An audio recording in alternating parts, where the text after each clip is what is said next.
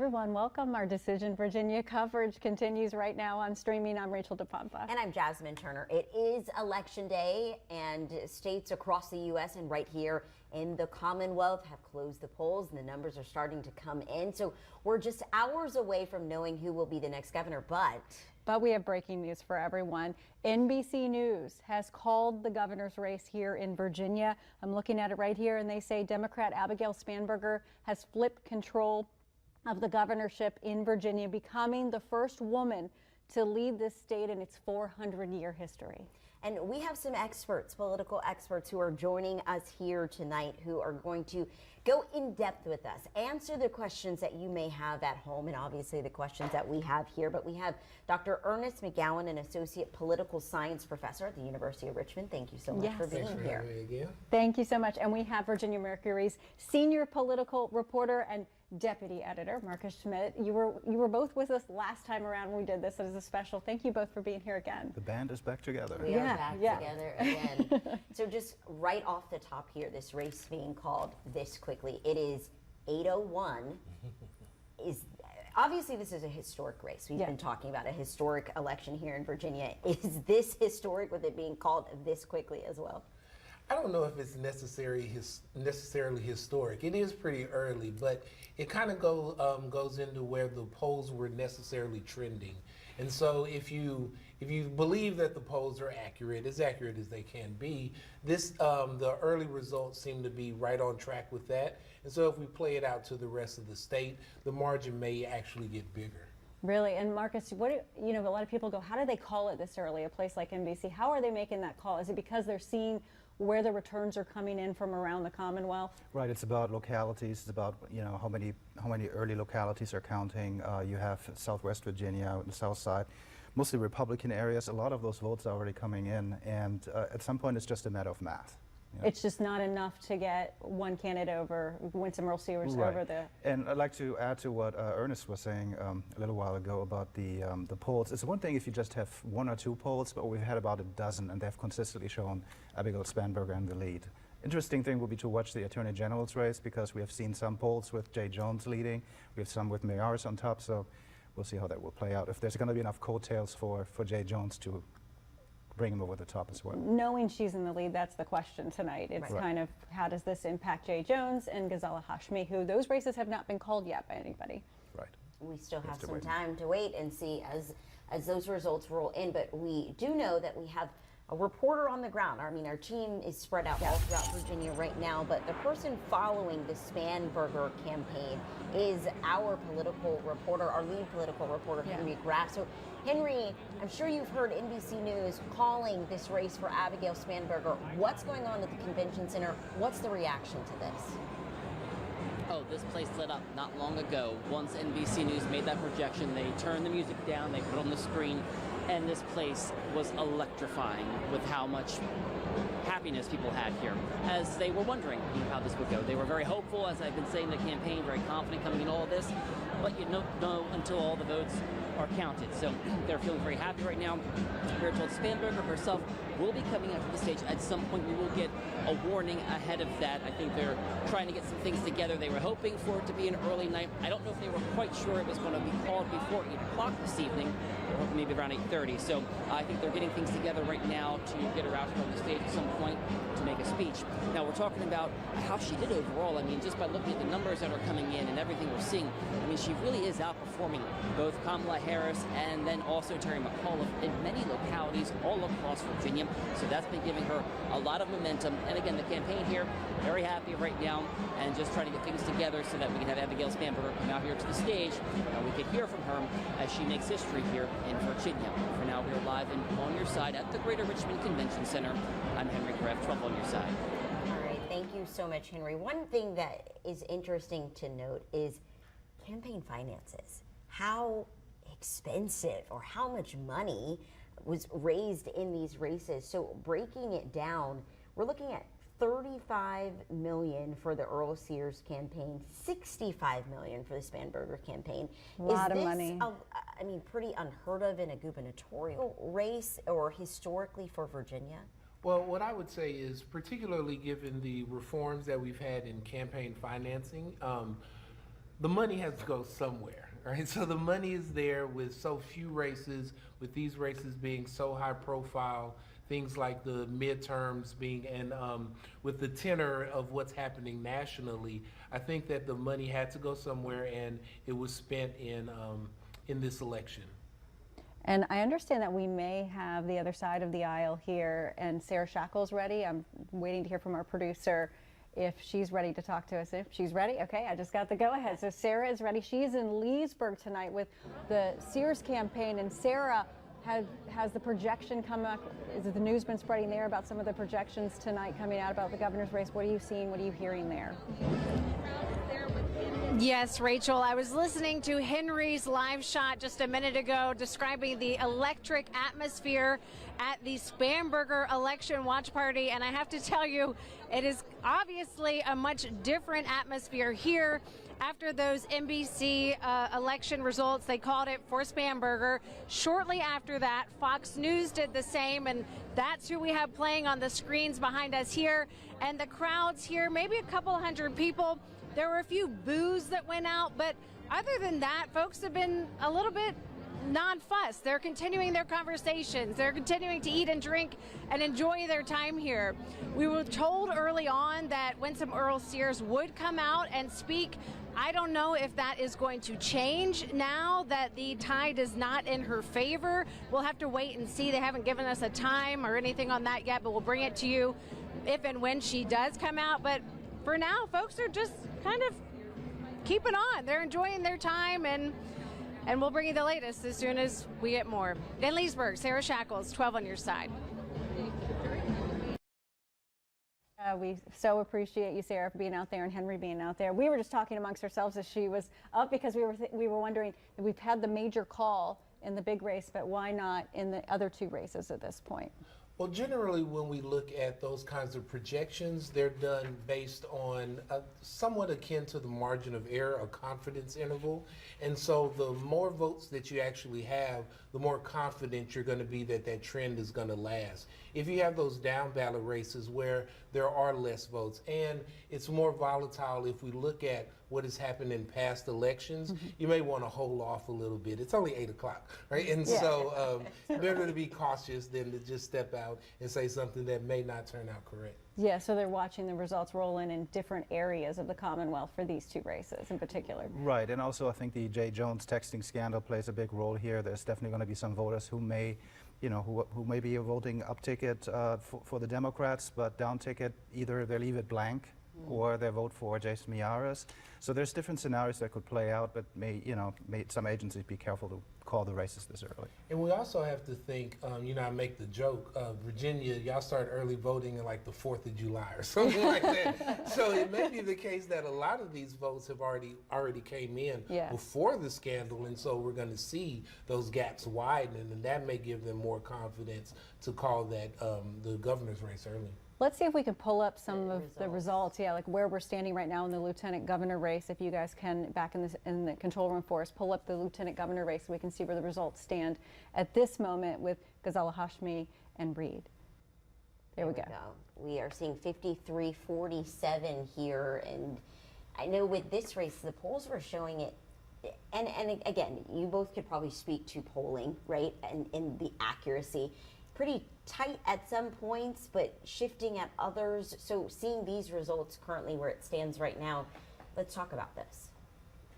Well, as it goes with polling, I do polling for a living, that's what I study, and so I'm always going to be a proponent of the polls. And one thing that I will say that should give more confidence in what is happening in those projections are that the polls started moving in perceptible ways, in ways that you would think they are supposed to. So when the scandals come out, the AG race actually lessens. It actually tightens up a bit. The gubernatorial race, it stays on the same trend.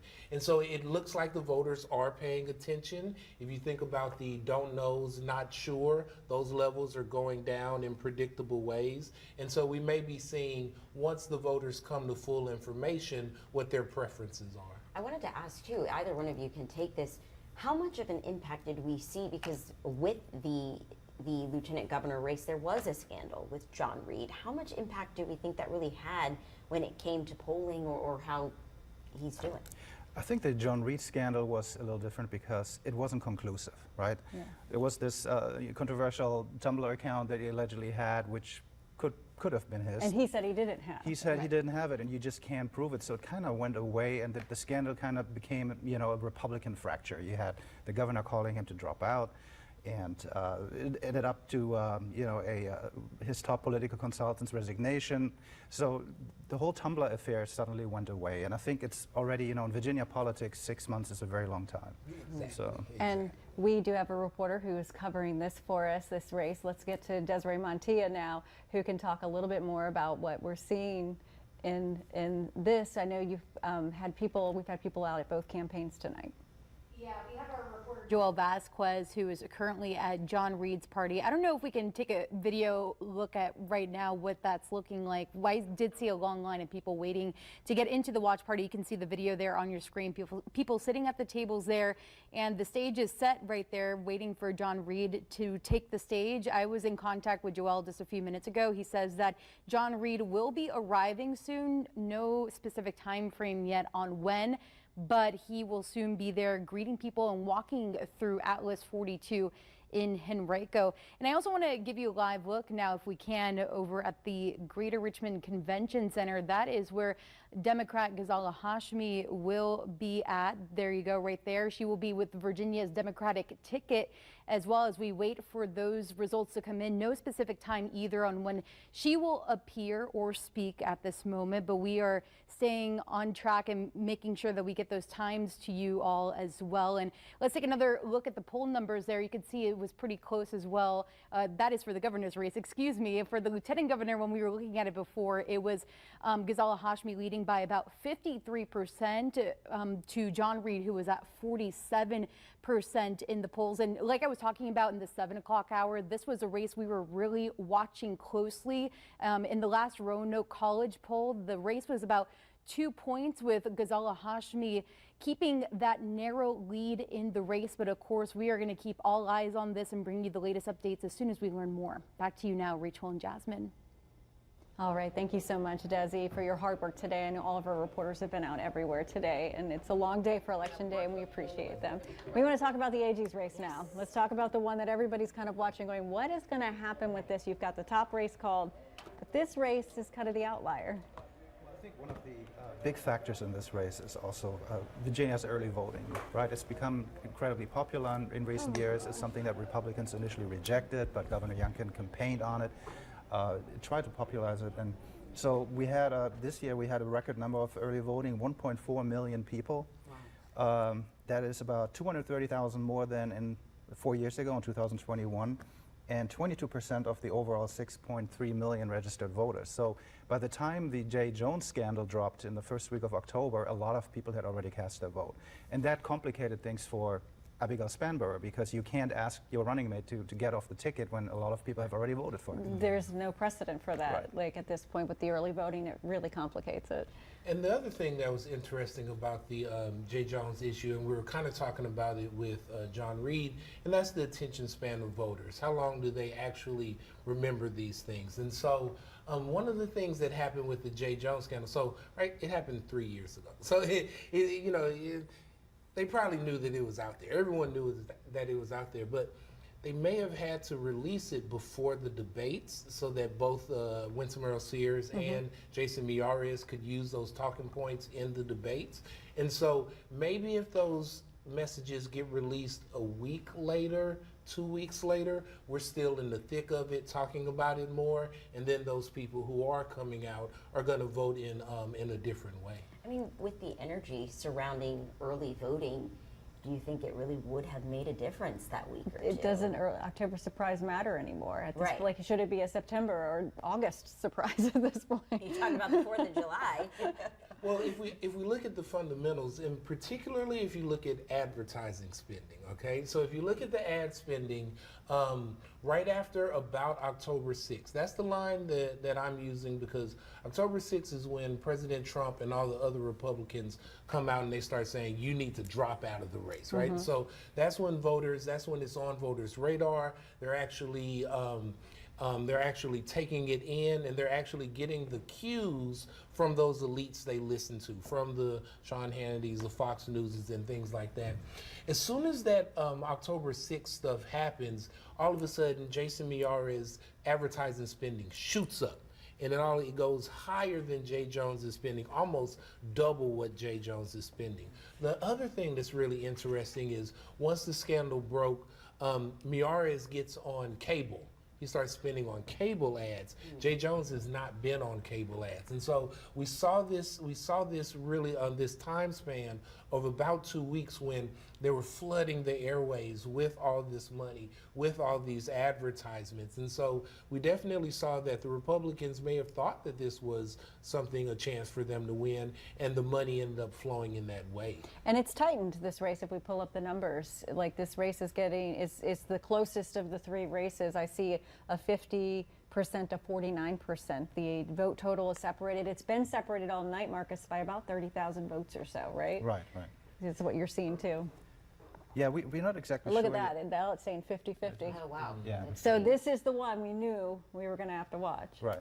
And I think it's still way too early at this point to call it.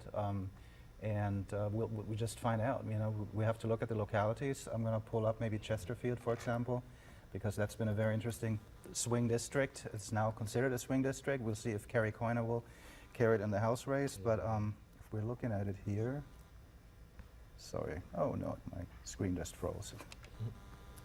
Oh, got it here on the. Here you go. If you can go on the Chesterfield County. Let's see. We'll pull it up.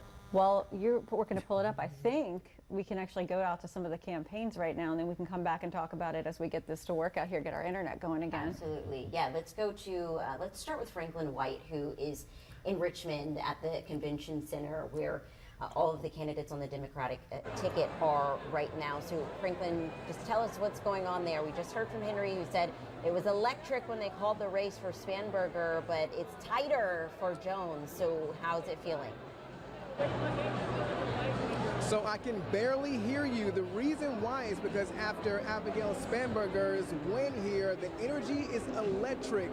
They're also excited because, according to CNN, I'm watching the monitor here, Jay Jones is currently winning by 1 point. That's a tight win over the incumbent Jason Miyares, and that's despite Jay Jones's controversial headlines he's made over the past few weeks with threatening and violent text messages and the drama surrounding his speeding case all back in 2022. So right now, it's a slight win over Jason Miyares with about 799,000 points here in Virginia. So once again, that is a tight race by 1 point that Jay Jones is beating Jason Miyares here.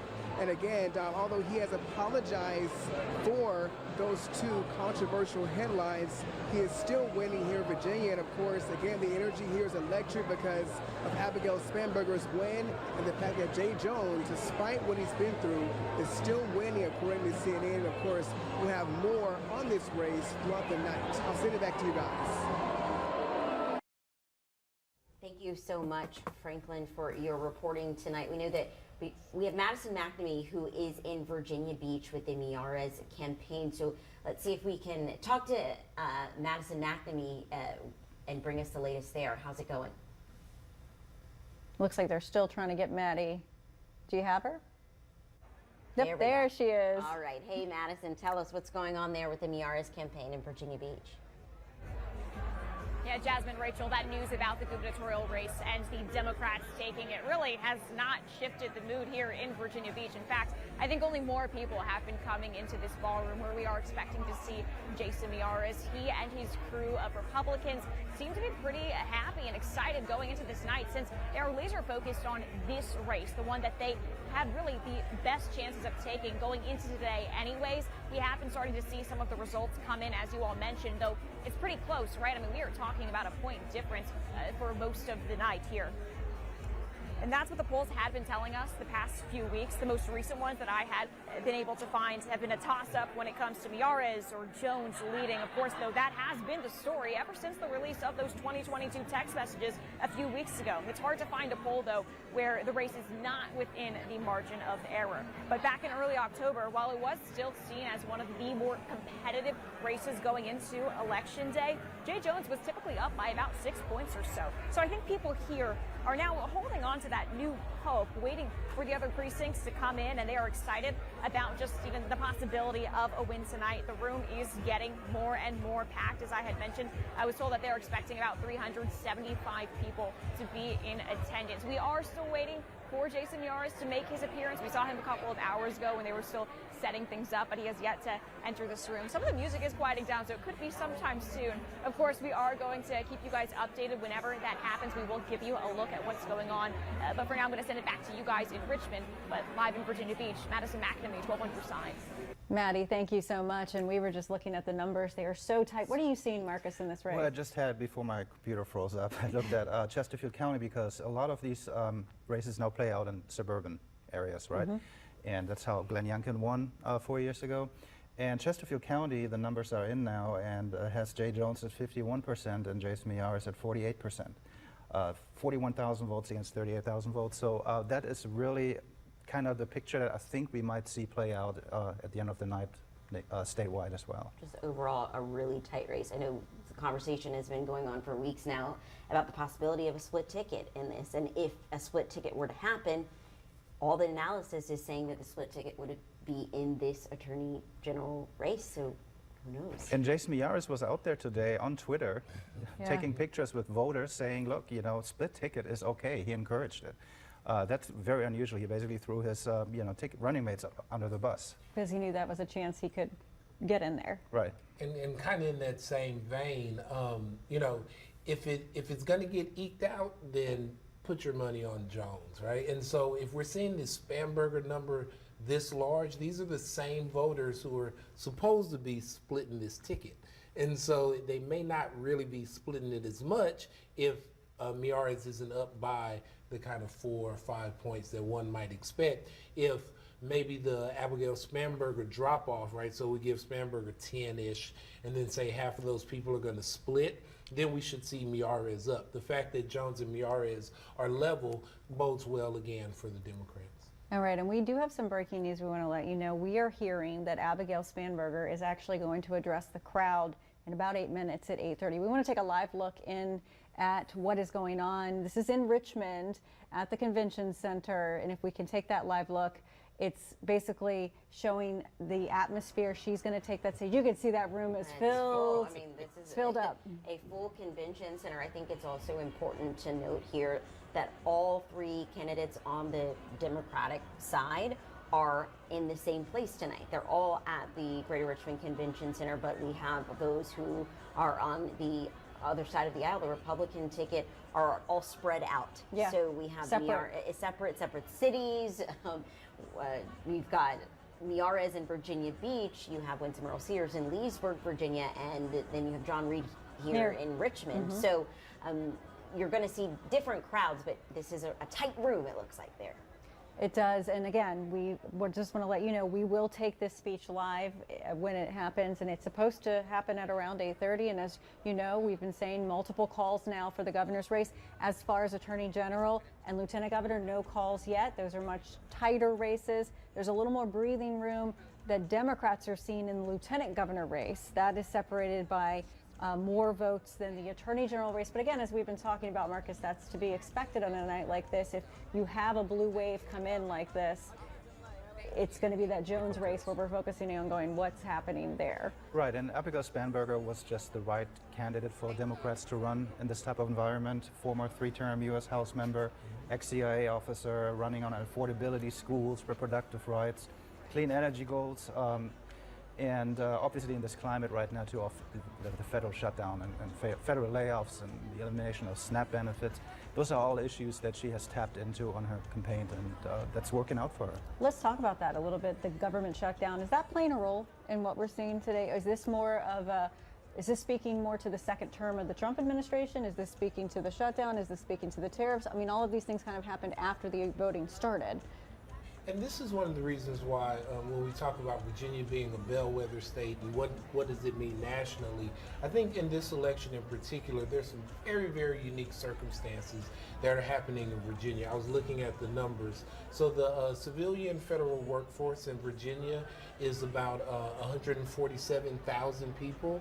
The national average per state, about 35,000. The military workforce is about 89,000 people in Virginia. The state average about 20,000. So these federal jobs, the uncertainty that was coming along with DOGE week after week after week, and then to come with the shutdown, then to come with the SNAP benefits, as Marcus was saying, those were definitely headwinds for the Republicans, particularly because of the national circumstances. And we have also, you know, here in Virginia, the federal workforce plays a big role in Northern Virginia, Marcus. Right, Virginia, current analysis has about 320,000 federal civilian employees, which is more than almost every other state. In Northern Virginia alone, 175,000. There's local contractors that are feeling the squeeze. So this is a big issue in Virginia, and Winsome-Sears has not addressed the issue to the satisfaction of the voters. She has really kind of skirted around it, and I think that's definitely hurt her campaign as well. And we're hearing the crowd. I can hear it in the background. That's why I paused for a second. I don't know if Are we able to take that live look again? I took that pause because you can hear people cheering. Let's take a look into the Greater Richmond Convention Center right now. Yeah, there's excitement there because, again, it's been called by several outlets in this race, even though the votes are still coming in, and we're really, I can hear cheering in the background again. I don't know if we can pull that shot up. There we go. There we go. There it is. So we can see people are starting to come out onto the stage. And we are expecting Abigail Spanberger to come on the stage in just 4 minutes. Okay, they're cheering because they are putting a sign out there. Yep. But Governor-elect Spanberger, it now says. Wow. Governor-elect Spanberger. And again, you have to, either way, this was going to be a historic night, but let's take that in for a moment. This is the first female to lead the Commonwealth. It's a moment that all of us can look at and go, this is the first time. History. If you have little girls at home, this is the first time a little girl is going to see a governor of Virginia that is a woman. That's a big moment. And just hearing from voters, how big of an impact is that for those who are heading out to the polls? Is that something that we saw in polling, people saying that they want to be a part of this historic election? Is that a reason why they're voting, or is it just the same things that we always hear? Well, one thing that's great for me is that I get all of y'all's students when they're 18, 19, 20. And so when it's their first election, it's history for them as well. Exactly. And so just having that kind of statement being able to be made is something that I think is really cool, and I think that people will lean into. Before we go, I know that we're going to take this live in just 2 minutes. Really quickly, I would love to hear your perspective as someone who does work with young voters. As a professor, what are you hearing from students right now? I think students are really engaged. I think that they are in a situation where they are using the technological capabilities, their TikToks and things like that. We're seeing a lot of them use that for voter mobilization, either to reach out to one another to get information about the elections and how they should vote. And so I think the fact that they are so steeped in that kind of technology, they're using it to find news outlets that they may not get on linear television like most people actually do. I have some breaking news. The AP has just called it for Ghazala Hashmi. The lieutenant governor race has just come in. The Associated Press has made this call, so not NBC News. But again, the Associated Press is now calling the lieutenant governor race for Ghazala Hashmi. So we've got NBC and Fox News calling it for Spanberger, Yes. and now we have The AP calling it for Hashmi. And again, no call in the Attorney General race, but that's kind of been what we expected tonight, that if there were going to be early calls, that's the one we wouldn't know. Right. That might take us a while. It seems like with the way the numbers are. Could we actually pull that up one more time? I mean, the numbers continuously change here. If we're able to pull up the AG's race just to see where, okay, we'll get the board in just a moment. We are about to take Abigail Spanberger speaking on stage live here, but again, the race for Lieutenant Governor, Ghazala Hashmi is at this point being projected and called as the winner from the Associated Press, so we will just continue to watch this. She's sitting at about 52% to 47%. They're separated by a good 100,000 or more votes. So you have the top of the ticket where the margin is wider. You have her margin is a little less.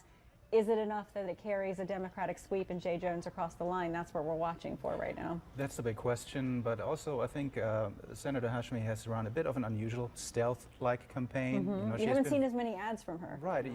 She has been pretty out there, pretty active during the primaries, but once she has secured the nomination, she kind of, you know, kind of disappeared almost from the scene. And obviously, as we know, John Reed has challenged her for a debate several times. She has not debated him. She's the only statewide candidate who has not agreed to a debate. So it's not surprising that her numbers may come in a little lower, but she still, I think, has enough popularity in the state for winning tonight. So. And I have some more breaking news for us. NBC is now calling for Ghazala Hashmi. So we have the AP and NBC. We expect the others to follow suit as well at this point. You used really interesting words there, saying a stealth campaign for Hashmi. That was the only race we saw no debate in. Yeah. Does that impact voters? I mean, how big of a deal is a debate for people? I mean, for the lieutenant governor, even the attorney general ceremonial race, figurehead, right, sort of. I've never seen this much enthusiasm for an attorney general debate in my Probably life. ever. Yeah, and so, you know, that expectations, or, you know, the being on television, things like that, it's not really expected for a lot of those other races. And, you know, the smart play is to kind of just ride those coattails. If it looks like it's going to be the wave, there's no reason to disrupt it. And also, we should note that John Reed, as we discussed earlier, he started his nomination with a major scandal that, you know, carried on for several weeks. So there was probably on Senator Hashmi's part a good decision to just kind of sit back and let that play out on its own. Right. And we, just so you know, we are waiting for Abigail Spanberger to take the stage at the Richmond Convention Center at any moment. She has not taken the stage yet, but we will bring you that live as soon as it happens. Here's a live look in, but she is not out there yet. But you can see the crowd is continuing to grow, and It seems like it just keeps getting bigger at this point. It's going to be really interesting to see what kind of tone Spanberger sets in this speech, because, you know, if we really take a second to just sit with it, this is a big deal. And, you know, she's going to be pretty powerful in national politics as the Democrat governor of Virginia. And so it's going to be really interesting to see how national she goes. I doubt she mentions Trump in any way, but maybe some kind of allusion to Trump. Definitely has to talk about the shutdown. So I think it's going to be really interesting to see how she's going to make this introduction of herself in the most powerful position that she's been in, and so. And she's going to have a national audience because you have every major outlet around the country following the race here in Virginia as well as in New Jersey, and you can bet many people are going to be watching this speech live all across the country, even if they're not living in Virginia, because they want to see how the vote happened here and what is it a sign of what's to come in the midterms. Yeah. And she has reminded Democrats that women can win.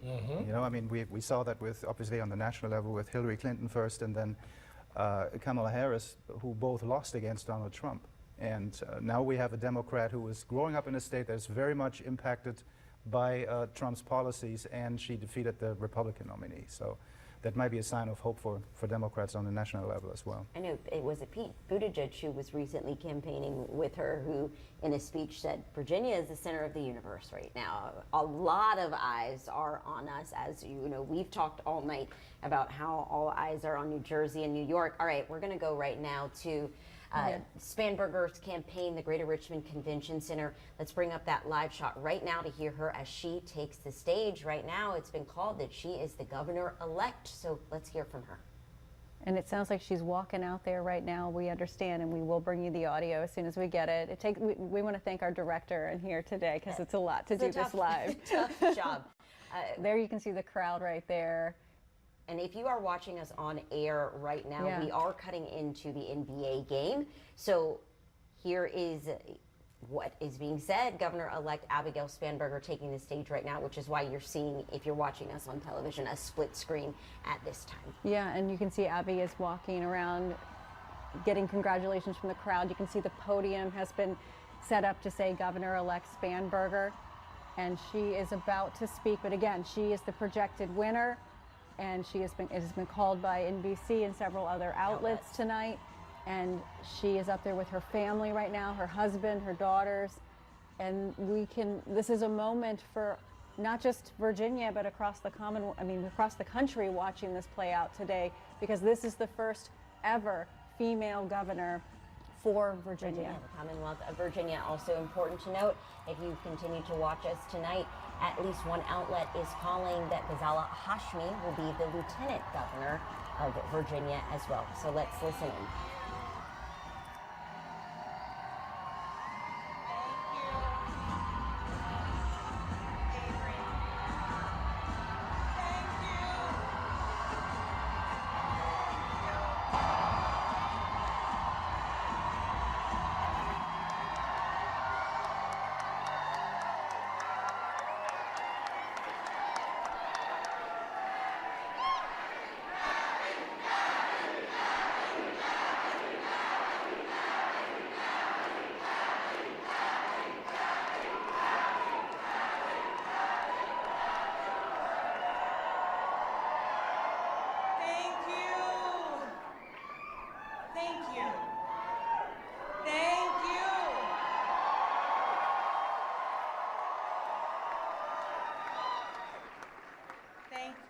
Thank you all so much.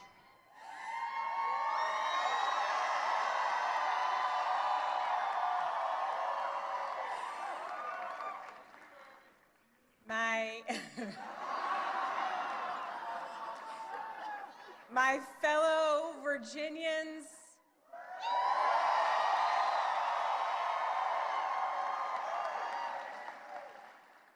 tonight we sent a message.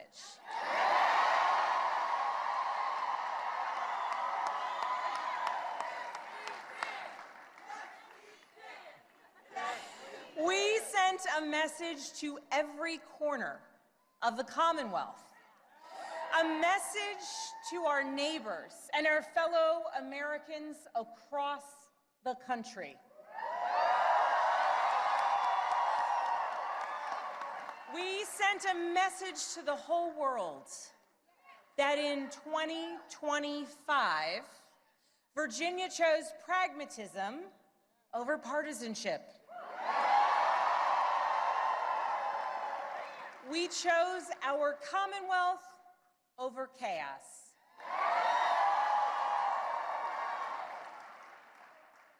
You all chose leadership that will focus relentlessly on what matters most: lowering costs, keeping our communities safe, and strengthening our economy for every Virginian.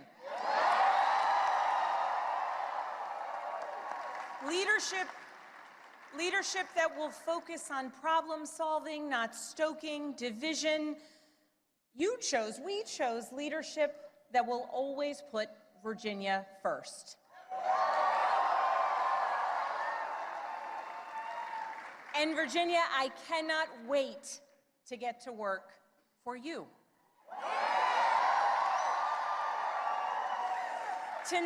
Tonight we turned a page. We turned that page by listening to our neighbors, focusing on practical results, laying out a clear agenda, and leading with decency and determination.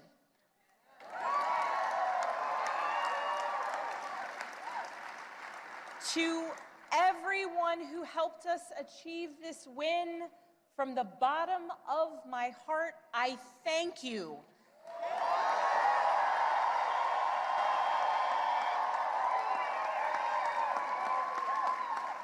I thank you for the trust that you have placed in me, and it is the honor of my lifetime to be elected the 75th governor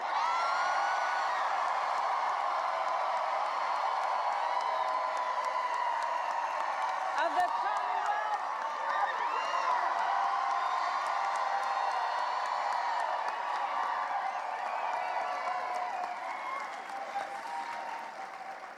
I would like to thank my opponent for a hard-fought race.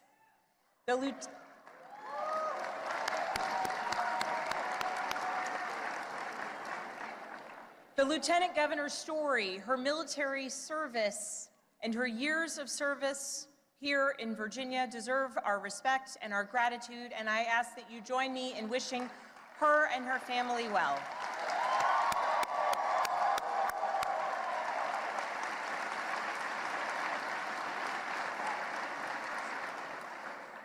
I also know that those who were supporting my opponent are disappointed today.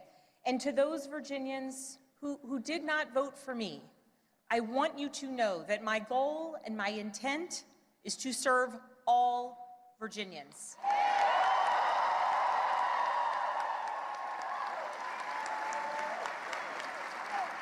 And that means that I will listen to you, I will work for you and with you. That is the approach that I've taken throughout my entire career.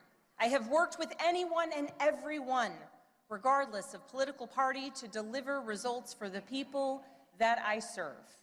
And that's because I believe in this idea that there is so much more that unites us as Virginians and as Americans than divides us.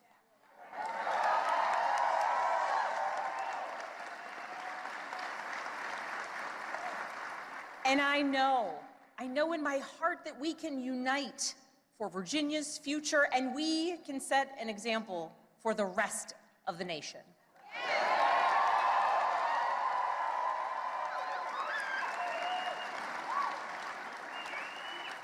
Our founders understood this from the very beginning.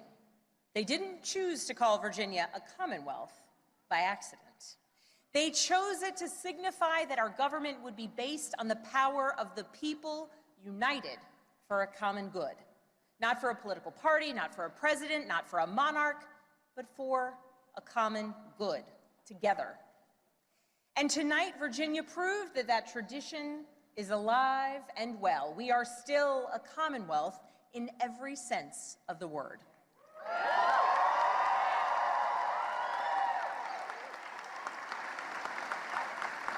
We are built on the things we share, not the things that pull us apart.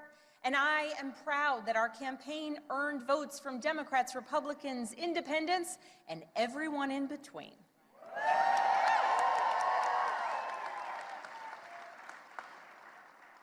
That's the Virginia I know, that's the Virginia I love, and that's the Virginia I will have the honor of serving as your next governor.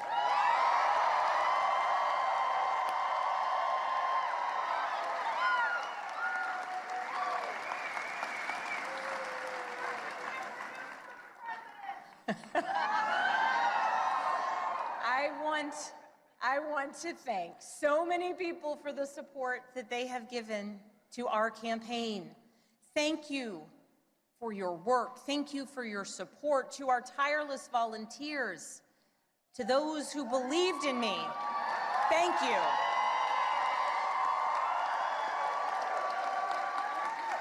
Thank you for devoting your time, your energy, and your conviction to this campaign. Thank you for braving the weather, the heat, and then the cold, and then the rain, and then the sun.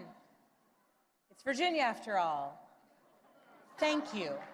Thank you for talking to your neighbors about the importance of this race. Thank you for recognizing that when we went person to person engaging, that we could bring people not just into supporting our campaign, but into engaging in our democracy. Thank you.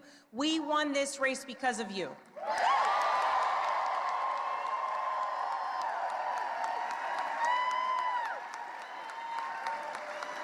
To our campaign team, you're the best in the country.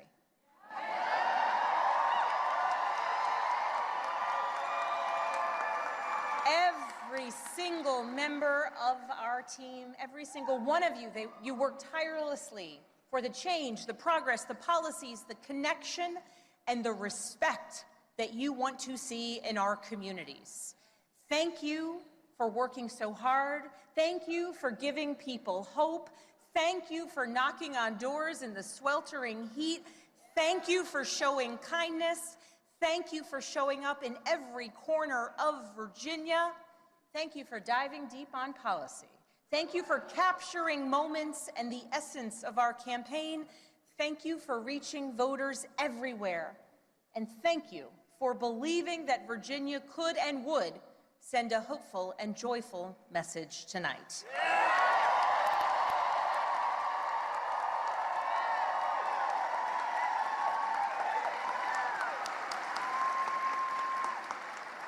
Thank you for giving everything to this campaign and then some. And thank you to my family.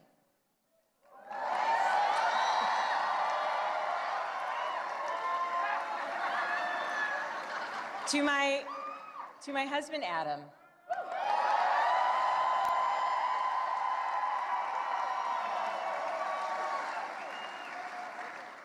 My partner in everything. I love you with my whole heart. I am grateful for you. And it is very strange to declare my love for you in front of millions of people.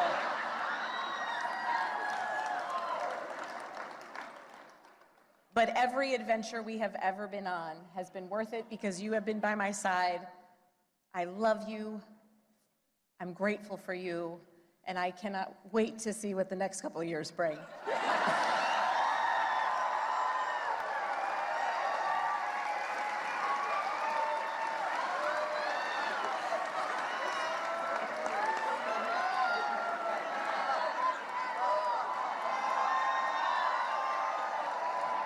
To my daughters, Claire, Charlotte, and Catherine, you inspire me and motivate me every single day.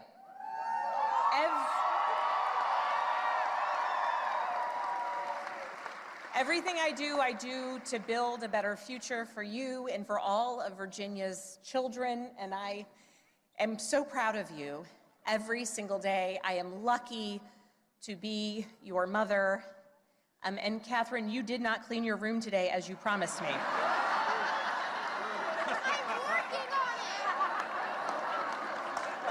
She's working on it. If I was working on it, we wouldn't have won this election, okay?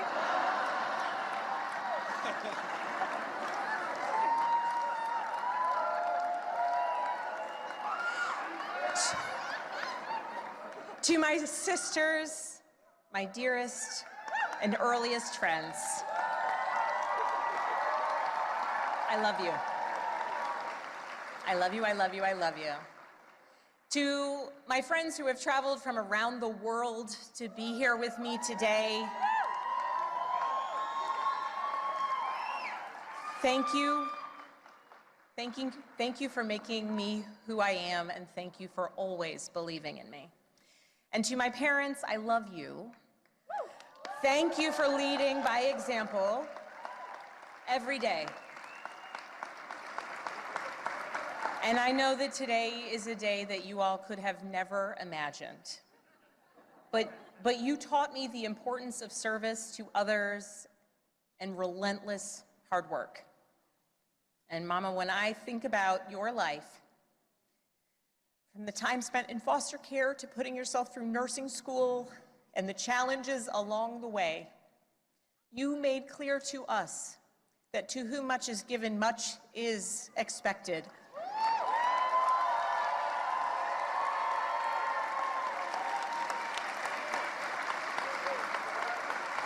And you have given me so much, born of your own struggles and your own challenges, and I know much is expected. And Dad, thank you for your example of service and tireless devotion to family and country. Nothing has made me prouder than to follow in your footsteps, so many steps along the way. I love you.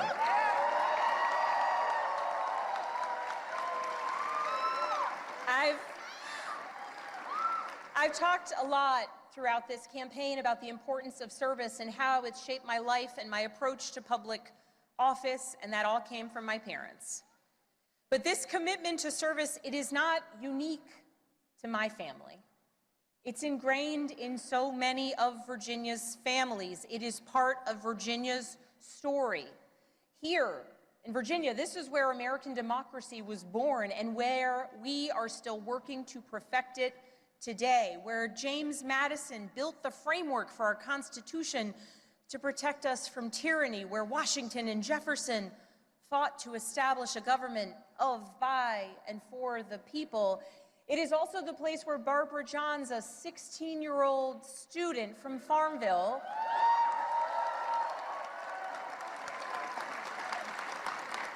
led a walkout of students that became part of the Brown versus the Board of Education case to integrate public schools.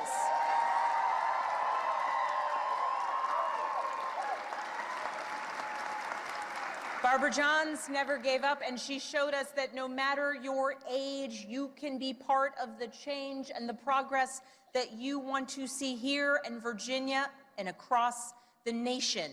We are a nation founded on ideas, but we are a country where it is up to us, the citizens, who must put those ideas into action. It is us, the citizens, who work to make the change and progress and build upon the foundations laid out over so many years. And Virginia, now it is our time to lead.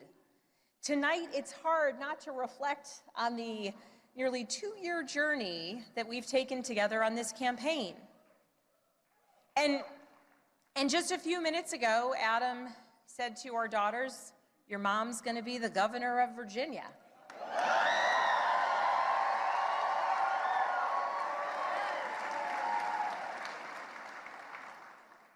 And I can guarantee those words have never been spoken in Virginia ever before.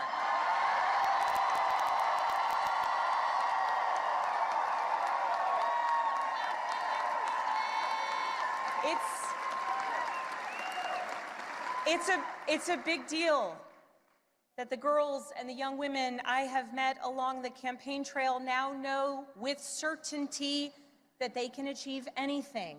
It's a big deal to the women older than I am who forged the path in dreams, hard work, and in a belief that change and progress would be possible so that so many of us could follow in their footsteps in any career, in any role, in any challenge. The history Virginia is making tonight, it is yours. And I thank those who have come before me, and Mary Sue Terry in particular.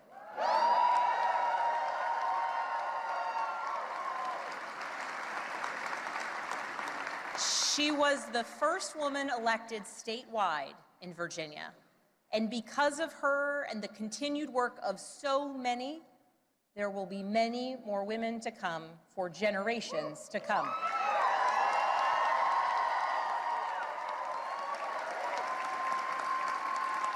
So now that the campaign is over, the real work begins, because this was never about just winning an election. It was about what comes next. It's about the governing. Virginia voters made our choice tonight, and that choice was loud and clear. We are going to work to lower costs of renting, buying, or staying in your home. We are going to cut red tape and build homes families can actually afford.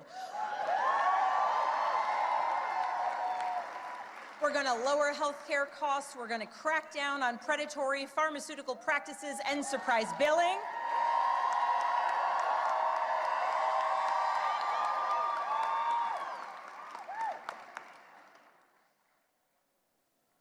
And we're going to produce more energy, and we are going to lower costs, and we're going to do it by producing more energy here in Virginia, and we're going to make sure that large utility users make sure that they pay their fair share.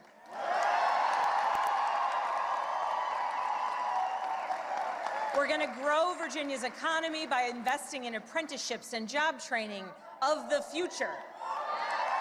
We're going to leverage AI and cutting-edge manufacturing to bring more capital investment into our Commonwealth.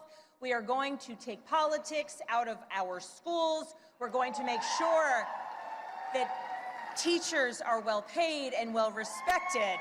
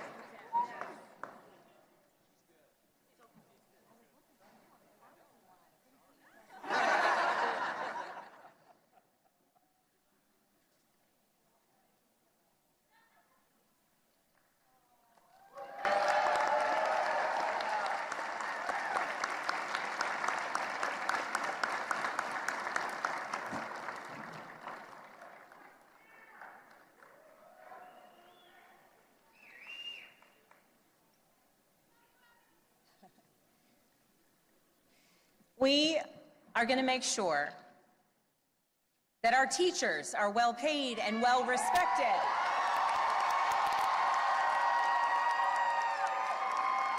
So that our students can focus on actually learning and so that parents know that their children will succeed.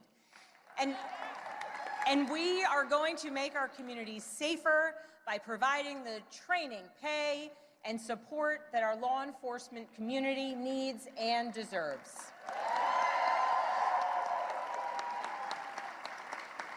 These aren't slogans on a bumper sticker. They are actionable policies that I am ready to implement starting on day one. And starting now, that work begins. So as we begin this transition to a new administration, I want to be absolutely clear about a couple things.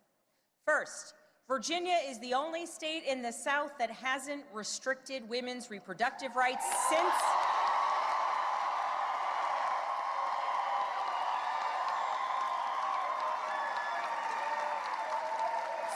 the Dobbs decision, and under my watch, it will stay that way.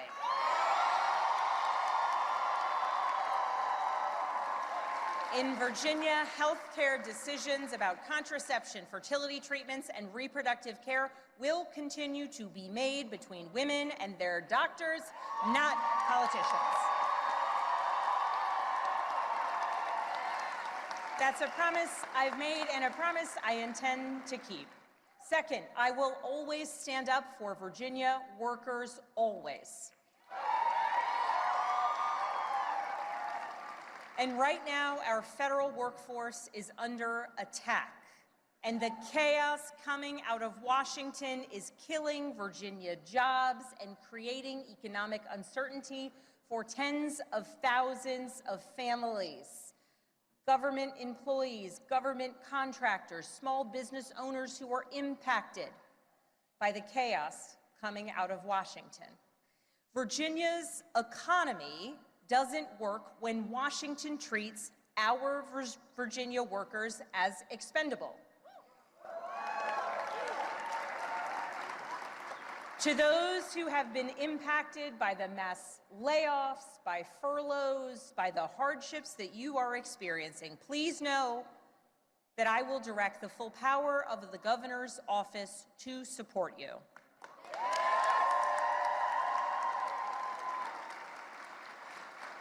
And to those across the Potomac who are attacking our jobs and our economy, I will not stand by silently while you attack Virginia's workers.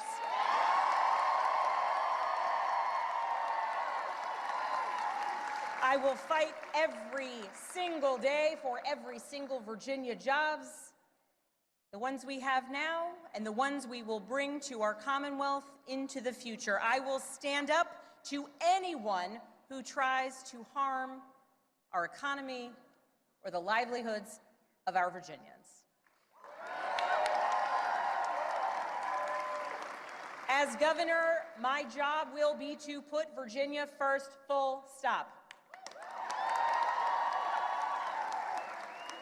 And tonight, as the governor-elect, I call on Congress, Republicans and Democrats, and our president to make real progress on bringing this shutdown to an end.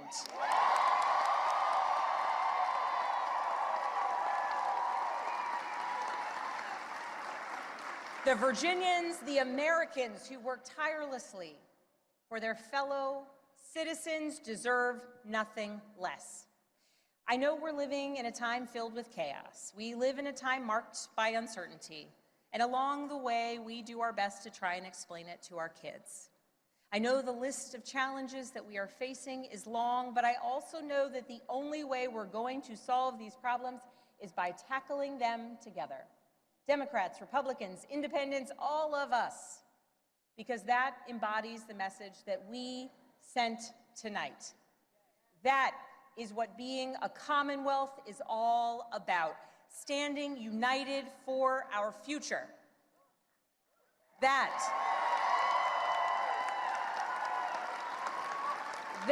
is what Virginia is about.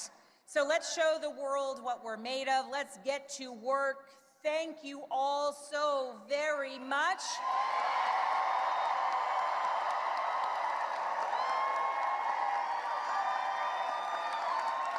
And I'm so excited we got this party started a little earlier than expected.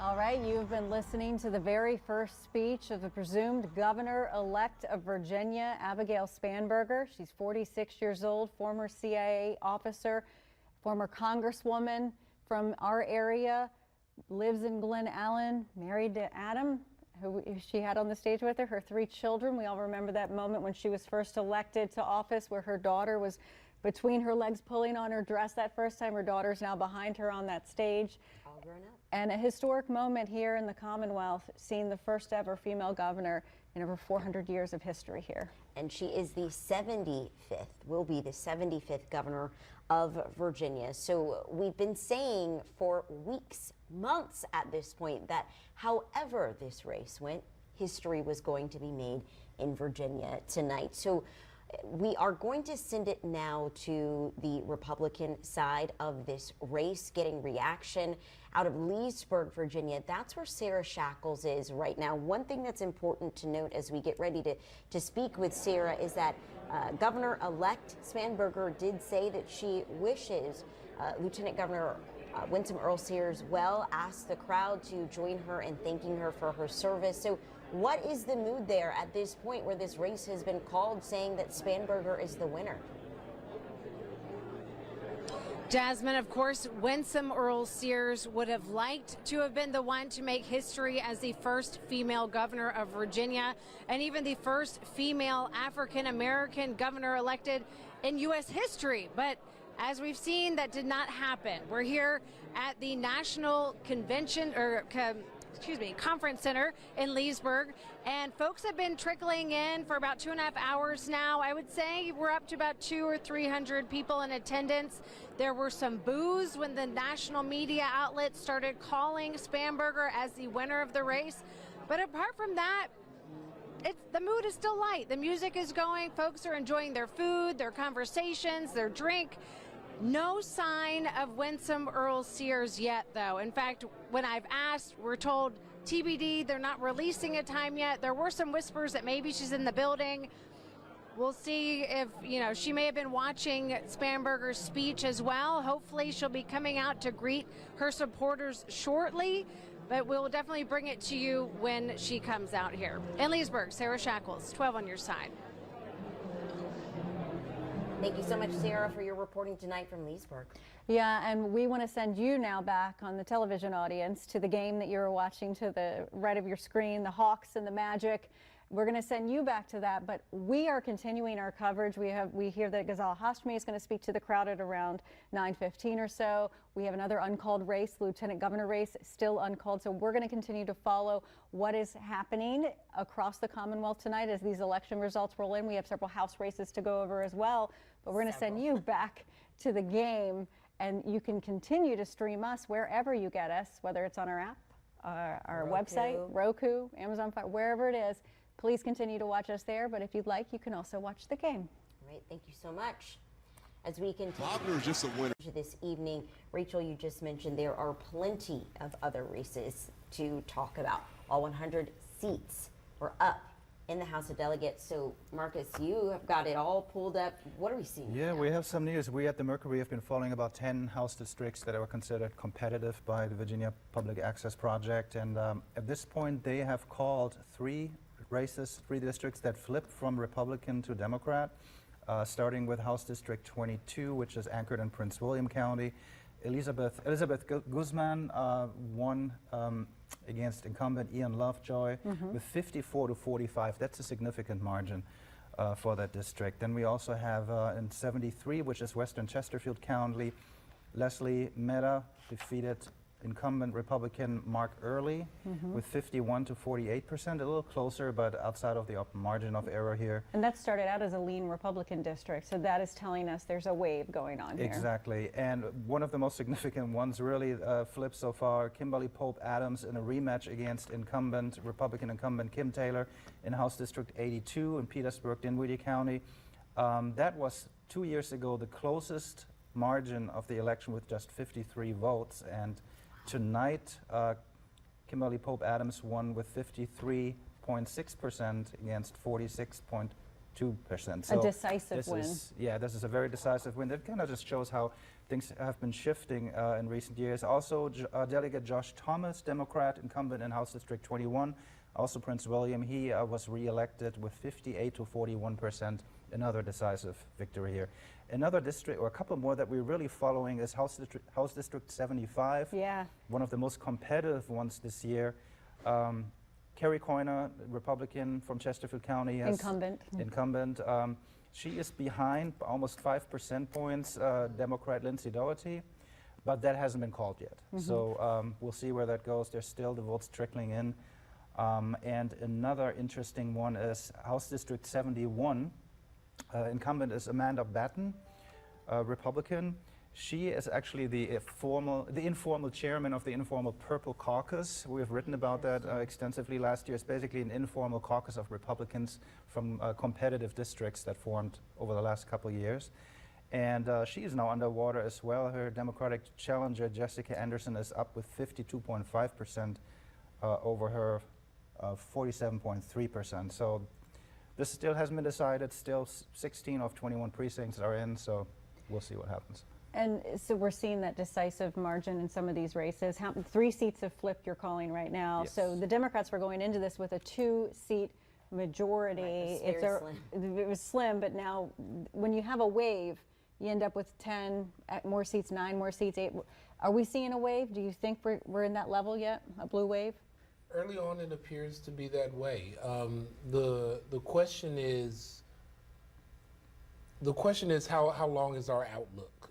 So if you were asking me 10 years ago, 15 years ago, would we be expecting these numbers, these kind of Democrat numbers in Virginia? I may have said yes.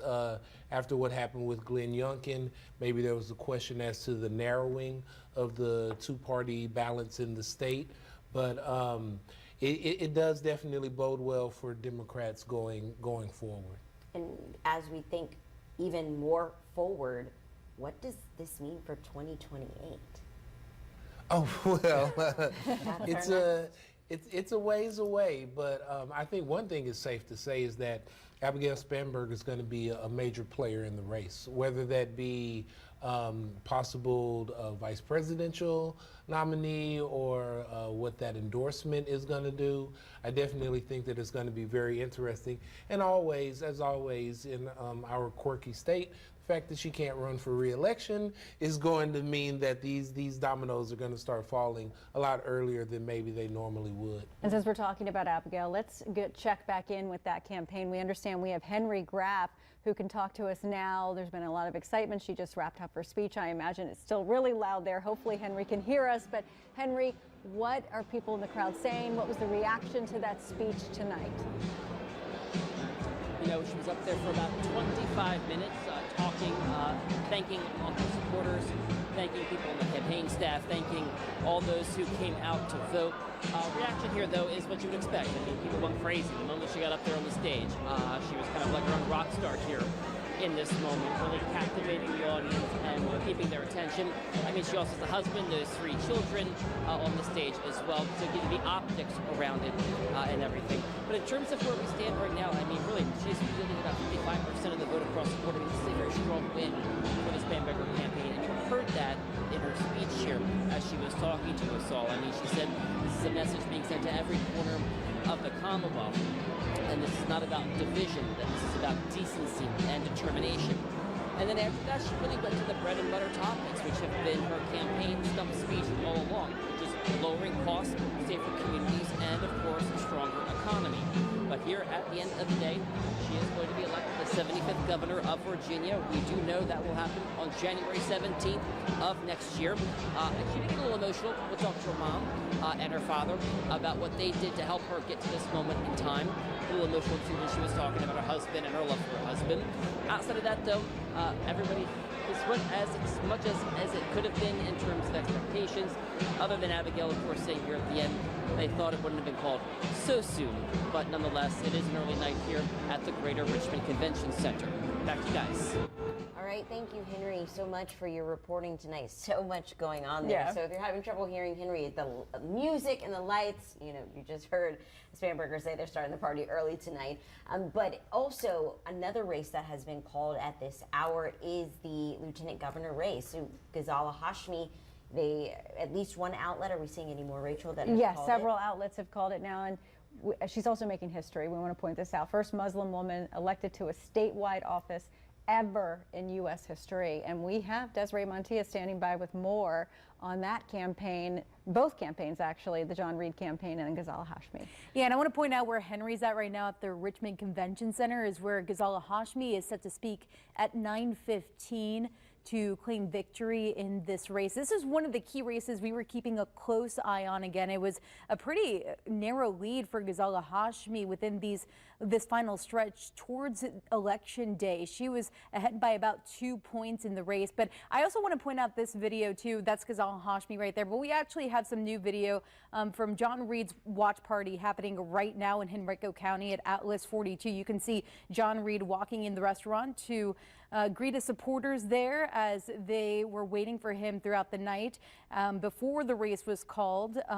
Again, we are still waiting for him to speak. Our reporter Joel Vasquez is there on the scene, and he tells us that at any moment now John Reed is going to speak. We're not sure what he's going to say yet, but we're working to get those details for you. And again, Ghazala Hashmi is set to speak at 9:15 about this race too. And again, like Rachel said, she is set to make history as Virginia's first Asian American lieutenant governor as well.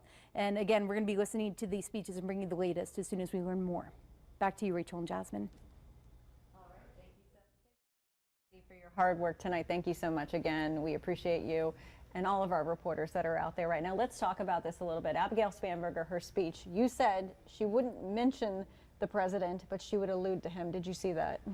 Definitely, and she kept it pretty highbrow, not down in the weeds. But the winner can do that, and so it was and when you win that handily, there's no reason to try to pick any old fights. You know, you won the day, and so I think that's what we saw. But you did see her talk about the jobs in Virginia, and especially the federal jobs in Virginia. And as you were saying earlier, that's a key thing here in Northern Virginia, how many federal jobs we have here. It is. And remember, we sat down with her for an in-depth interview back in August, and she said she would definitely use her role as the governor to exert influence on Congress. As she said, when she was in Congress, she was working with governors from different states to do the same thing. So she's comfortable in both roles, and she will definitely work on that. And her track record, one of the things we were talking about as we just kind of talked offline, is that she was known for kind of working bipartisanly, if that's even the way to say it, but that she was known to cross the aisle when she was in Washington. So how do you think we'll see that play out in her being governor? I think that is. I think what's really interesting is how it's going to play out in the larger Democratic Party. And so, if we're looking at where the median voter is for the Republicans, they've clearly moved to the right. They've become more conservative as the MAGA, if you will, contingent has gained strength in the party. There's been a lot of talk about whether or not the Democrats should go more to the left, more towards the progressive kind of wing of that party. Abigail Spanberger is not that. Now, a Virginia Democrat is also not that. And so it's not clear whether or not, she's right in line with where Virginia is. Will the National Party actually take their cues from there, or will it continue to be maybe somewhat of an outlier? Because you also have Gavin Newsom out there in California who's taking a different approach and kind of attacking the president or acting like the president in the way he speaks on social media. That's a completely different approach than Abigail's approach. Right, and it may just be styles, it may be personalities, but it may also be political calculations. How do they want to present themselves to the electorate? And those may bode well for different types of positions in the national races. I don't know if we can pull the numbers up yet, but let's focus in on that race that hasn't been called yet. And it's the Jones-Miyares race. What are you seeing? You were saying you were seeing some of the numbers coming in, and is the blue wave going to help Jay Jones here despite scandal? Right now, it certainly looks like that could happen. We have Jay Jones at 52% and Jason Miyares at 47.5%. That is up significantly from about an hour ago. We have, at this point, 2,100 out of 2,500 precincts called, so there's still some wiggle room in there for Miyares make back that. Which is why no one's called it yet. That's why nobody's called it yet, but it may not take too much longer unless it gets really within the margin of error. Then we could be, we could see something like 2013 where we were in recount territory with Mark Obenshain and Mark Herring. And we know that a recount would be asked for if it's not automatic at this point in an election like this, this close. Yes. And one thing to also pay attention to, as Marcus was talking about, Miyares looks like he's gotten about 100,000 more votes than Earle-Sears has gotten. Wow, that's a stat. You're right. It's definitely looking like, that kind of, the enthusiasm was there, maybe the endorsement, maybe that ad spending like I was talking about before. Those things may actually be kind of ruling the day. It'll be interesting to see because we haven't seen a split ticket in Virginia since 2005, since the Tim Kaine election where you had the governor one party and then the other two the other party. This would be interesting. You used to see split tickets a lot in early elections in Virginia history, but then that's not become the norm. And it would be interesting if you do end up with that one outlier, the other two go one way, the Attorney General goes one. That's an interesting dynamic because it's the Attorney General who can challenge the president on, or some of the lawsuits that can be filed if they don't, if Abigail's wanting one thing, he might be wanting something, there might be conflict there if it turns that way. That's very true, but also it's really interesting that Lieutenant Governor Earle-Sears really has dragged down the ticket. It's not just Miyares, you just brought that up, Ernest, but she has, John Reed has also got more votes. So she's really behind her running mates and she's at the top of the ticket. And that's something that I don't recall seeing in recent history. You said there's even a quote out there from someone you had said earlier. Do you remember? Oh yeah, Chris LaCivita, who was President Trump's campaign manager, who is a Virginian. He just went on Twitter a little while ago and he said, "A bad candidate and a bad campaign have consequences. The Virginia governor's race is example number one." And LaCivita that's quite a quote. He knows Virginia campaigns very well. He's done them for years. So there's, he probably whispered into President Trump's ear as well and said, "Look, this is not a candidate you want to endorse because that's going to be on you." He never said her name when he would endorse. He would say the GOP, vote for the GOP in Virginia, but he never mentioned her by name. Yeah, he just said I believe he was on Air Force One and did an interview and said the Republican candidate in Virginia. And so I heard, and one time I think they asked her about whether or not President Trump should try to run again. And this is when probably Governor Youngkin was at the height of his powers. And she was saying that there may be need to be new blood in the Republican I think she Party. said something, a good leader knows when to pass the torch. Right, and so you know how President Trump is. And so the idea that he would then come back and endorse someone who maybe didn't endorse him may have been a bit of a far stretch.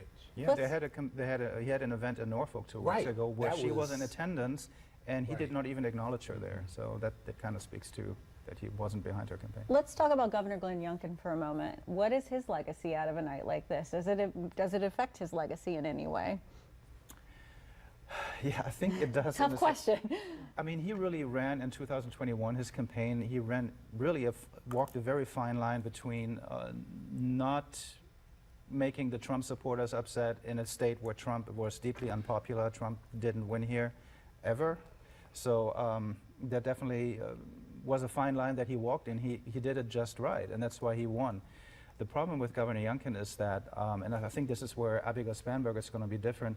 Usually Virginia governors work with both parties of the legislature. There is a really, unlike in Washington, there's a really strong bipartisan mold almost. The more old-fashioned lawmakers like to call it the Virginia way. But Governor Youngkin really didn't work like that. He came in like the CEO of the Carlyle Group and just said he could command everybody around and tell them what to do. Democrats didn't like that, and some Republicans didn't like it either. And I think that Abigail Spanberger is probably going to bring a more different approach to that again and take it back to where it was, where parties work together more. And we also have to, if you remember back, I know it was 4 years ago, but we were talking about, you can't win a race with a particular candidate. Glenn Youngkin won by what, 60,000 votes? Yeah. 2%. And Terry McAuliffe may not have been the best candidate or run the best campaign. And so it may have been that it was more on the Democrat side, which made, allow Youngkin to win, made him look better than what the state actually portends. And so with Miyares, it was really interesting because he did not come off rhetorically as conservative as one might expect that he would have.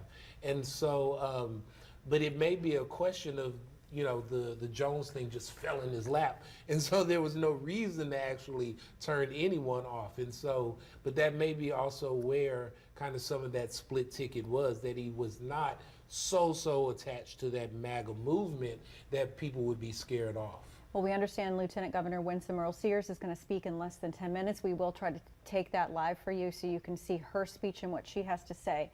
But we are going to go to Virginia Beach right now. That's where Madison McNamee is, as she is following the Miyares campaign. So as we've been saying, this is a race of the three right now of this executive branch here, if you will, that just has not been called.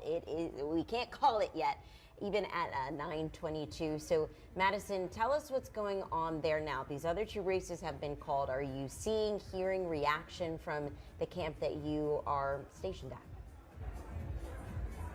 Well, Jasmine, I asked one of the spokespeople for Miyares if they had any reaction to those other races being called, and they told me, no, not yet. They are still waiting for some of the local races around here to also be called, and then they say they're going to have some lawmakers taking the stage behind me right now. I will say that some of the excitement that I had mentioned earlier is kind of turning into some anxious anticipation. You can kind of feel that in the room here as people are keeping their eyes glued on the screens that they have up where the results are rolling in. It is still a close race, as you guys mentioned. It's too close to call, and I think people are still hoping that this is going to be their chance to split the ticket. It's their only chance at this point, but going into the race, that is what people had been expecting anyways.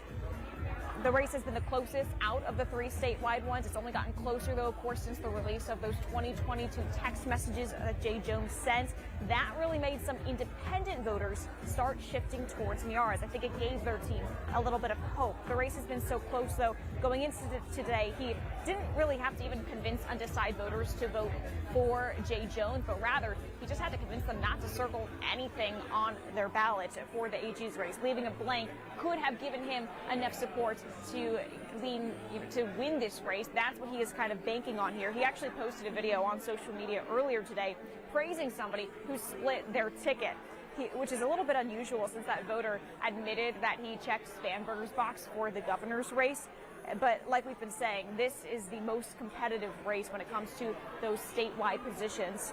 So he's really trying to get any kind of support that he can, and whether that means someone's voting for Spanberger or Winsome or Earle-Sears and then deciding to split it to him.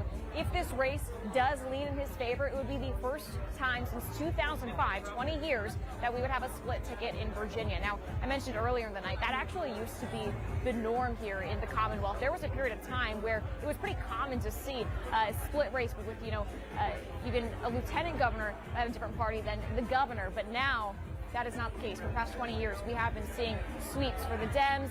We saw that 2 times, then 2 times we saw it for the Republicans where they had a sweep. So it could be that it flips back to the Democrats this time around. We are still waiting to hear how people here are reacting to that news. I think there is still a little bit of hope here. They've still got some positive music playing. No sign of Miares just yet, but we will keep you updated when we do see him. For now, I'm going to send it back to you guys. You can get a look at the Jay Jones campaign as well. But for now, live in Virginia Beach, Madison McAnamy, 12 on your side. All right, Maddie, thank you so much for your time today and your hard work out there, staying with the campaigns and getting us the updates that we need. We want to move on to another topic, redistricting. Yes. That's a big one. The stage is set for it to happen, and then you're going to have at least a Democrat governor come in and lieutenant governor. We don't know about the AG's race. Is redistricting going to move forward? What are we hearing? Well, I mean, Spanberger's potential win isn't just the governor's race, but it may determine whether Democrats can lock in that redistricting leverage. And this election could really reshape Virginia's political map for years, especially heading into 2028 and 2026. And one of the big surprises, well, we didn't have just one October surprise this year. It wasn't just the Jay Jones scandal. We also had the redistricting surprise. That was the Democrat surprise. When the Democrats, when House Speaker Don Scott called the legislature back in for a special session to pass a redistricting amendment, it has to pass twice before 2 separate legislatures. So they're going to do it now, then they're going to do it again in January with the new General Assembly. It won't go to the new governor's desk. She doesn't have to sign it because it goes straight to the ballot for Virginians to vote on. It bypasses the governor. Right, but I mean, Abigail Spanberger is coming in with a lot of momentum, and she can drum up support statewide for it. And I think that'll be a big help for Democrats to get this passed. And it's also interesting as we look kind of national. Hold on one second. I'm so sorry to interrupt you. I understand Winsome Earle-Sears is about to take the stage. We'll be back. Oh, there she is. There she is. She's going to speak. We're going to listen into this to see what she has to say. Does she deliver a concession speech here? What is the mood in her campaign? Let's listen into what Winsome has to say. Love you more.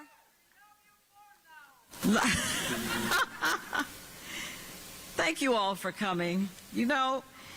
I'm really not even supposed to be here. Think about it. I mean, I'm an immigrant from another country, and yet you all have given me the opportunity to do this. This is such an amazing thing for me. Really, even when I had the protesters from the other side, I looked at them in wonder. They thought they were hurting me, but they weren't, because I thought to myself, this is America. It's amazing that we can protest each other and go home and cook dinner for the kids and not wonder who's coming to get us. And we must never lose that. America is such a wonderful place. I don't think we know that. I'm watching people teach their children to hate their country. Why would you do that? Where else are you going to go? And so I thank you. I thank you for giving me this very great opportunity. And it started, of course, when you gave my father the opportunity to come to this great country with, again, you heard me, his $1.75. And that's what started the trajectory of my life, where I became, of course, a Marine, a business owner, CEO of certain organizations, and then a delegate, and now lieutenant governor, second in command.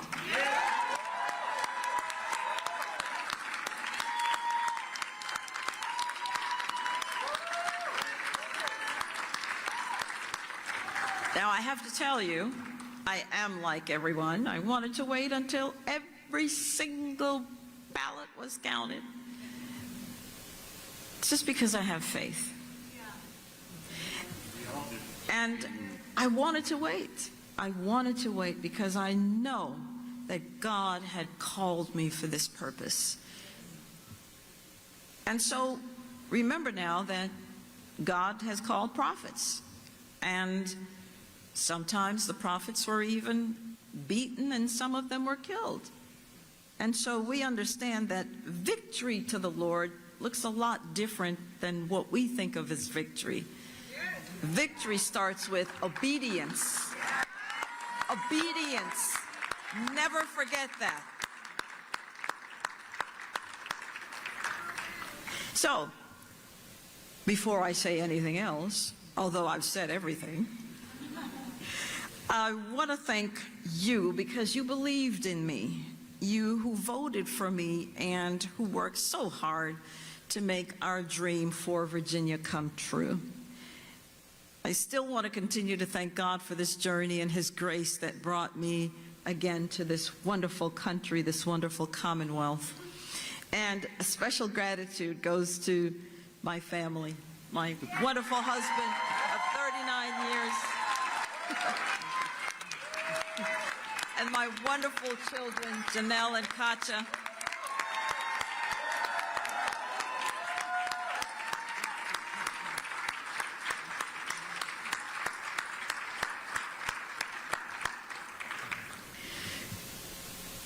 I have to tell you, I think I learn more in a loss than I ever do in a victory.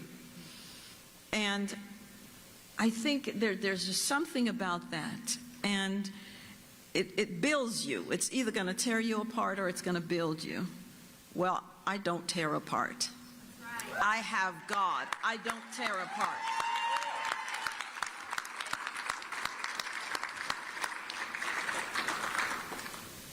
I don't think we came up short. I think we tried very, very hard. So many had counted me out for so long. And it's an amazing thing to watch. And we just kept plugging and plugging. And so I want to say to our young people here, remember that life has ups and downs. You must never stay down. There is nothing down there. You must always rise. It's one life that you have, and it must be lived to the fullest. Your life has purpose. You have purpose.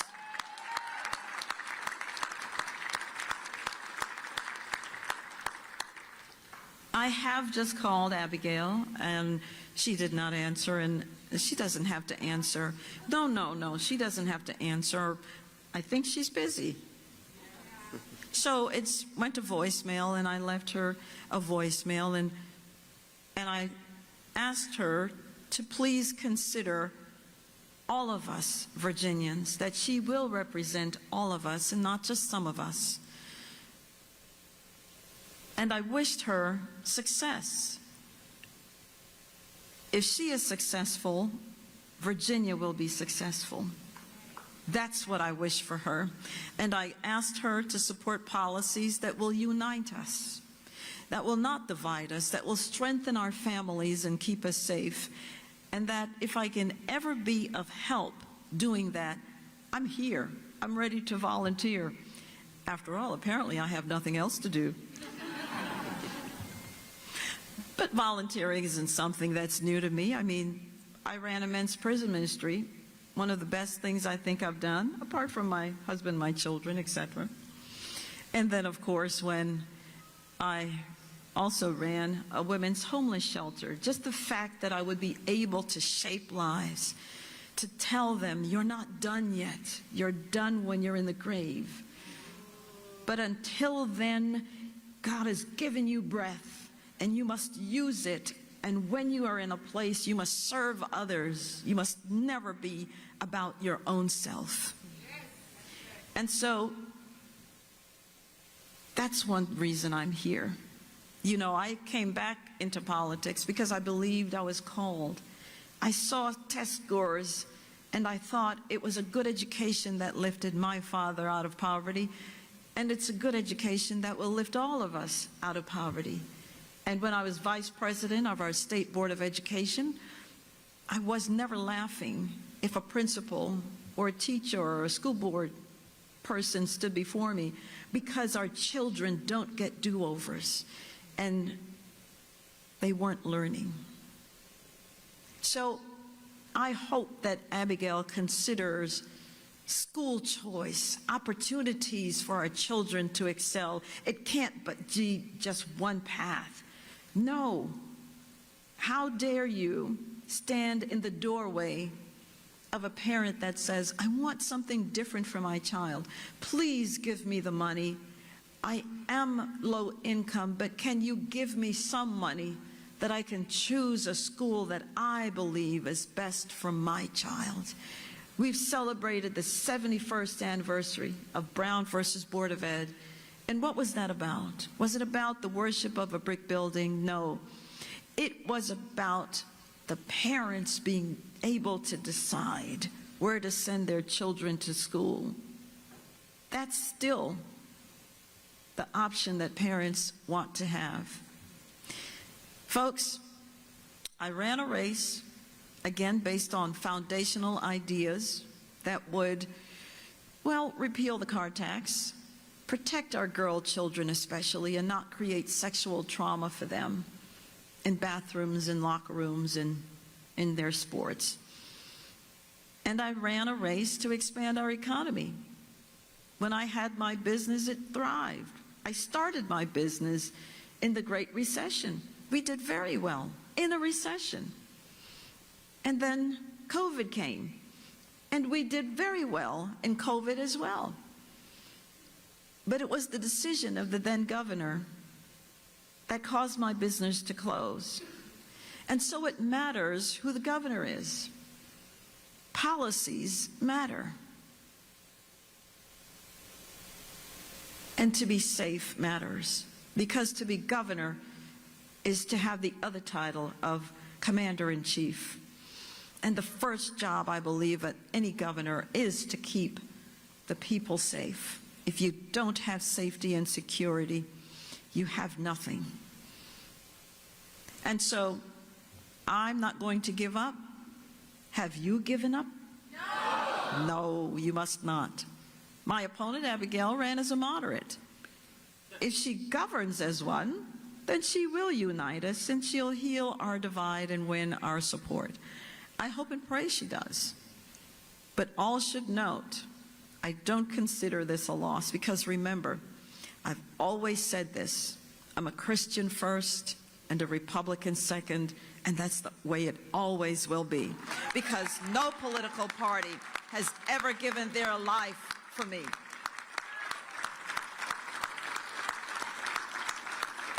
So your voice isn't lost, and I'm not going anywhere, and neither are you. Virginia is not a radical leftist state, and we will hold to account anyone who tries to impose on us the ideology of the left. We must offer our hands of cooperation, but the gesture comes with a warning. Do not tread on me.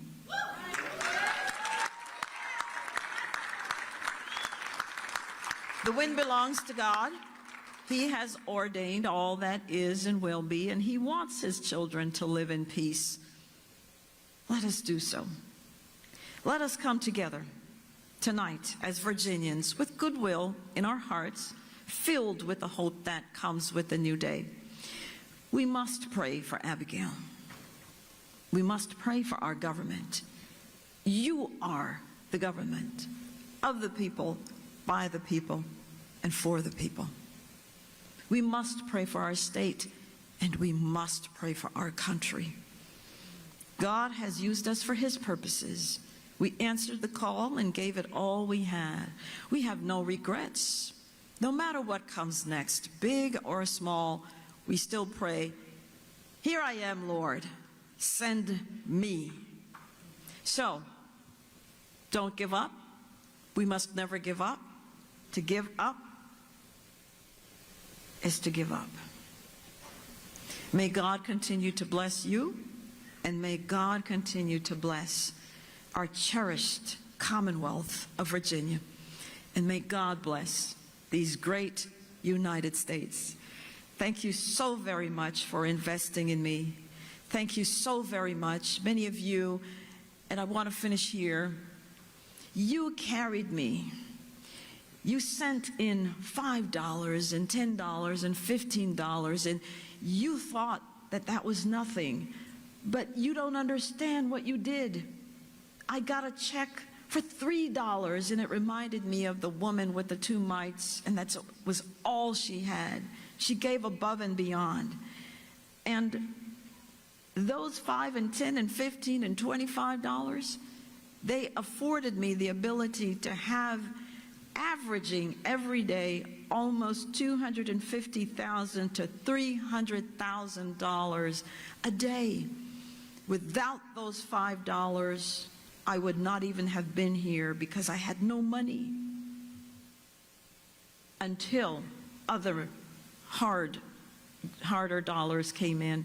So don't ever think that you can't do anything. $5, as we say in Jamaica, every mickle makes a muckle. So I hope I continue to see you on the campaign trail. I hope I continue to see you, because you must understand, you have been given the opportunity to choose your government. Be a part of it. And if it's not helping someone who is the candidate, become the candidate yourself. Become the candidate yourself. So, thank you all. Thank you.